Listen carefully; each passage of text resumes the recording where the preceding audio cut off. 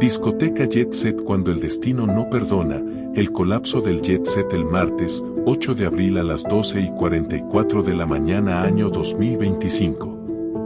El pasado martes, 8 de abril, a las 12:44 de la madrugada, ocurrió una tragedia que paralizó a Santo Domingo. La discoteca Jet Set colapsó repentinamente, dejando bajo los escombros una escena que pocos olvidarán. Lo más inquietante no fue solo el derrumbe, sino lo que ocurrió antes. Muchos asistentes vieron que la estructura temblaba, escucharon crujidos y notaron el caos, pero aún así no salieron. Algunos grababan con sus celulares.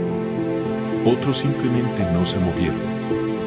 ¿Por qué tantas personas ven el peligro y lo ignoran? La psicología moderna lo explica como un fenómeno de bloqueo o parálisis emocional, donde el cerebro entra en modo de negación. La mente se rehúsa a creer que el peligro es real, aunque los sentidos lo estén gritando. A esto se suma el llamado efecto espectador: si nadie más reacciona, uno tampoco actúa. Pero más allá de lo psicológico, hay una historia antigua que habla del destino como fuerza inevitable. Desde la filosofía griega, el concepto de destino ha sido objeto de profundas reflexiones. Heráclito de Éfeso, por ejemplo, afirmaba que todo fluye, panta rei, y que los hombres, aunque crean tener control, están inmersos en un orden universal que no pueden evitar. Para él, el destino no es algo que uno elige, sino que ya está inscrito en el devenir del cosmos.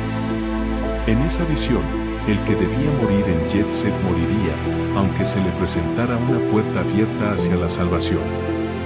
En tragedias como esta, esa antigua visión cobra sentido. Tal vez muchos de los presentes se turbaron no solo por la sorpresa, sino por la sensación de que algo más grande estaba ocurriendo. Algo que lo superaba. Algo ineludible.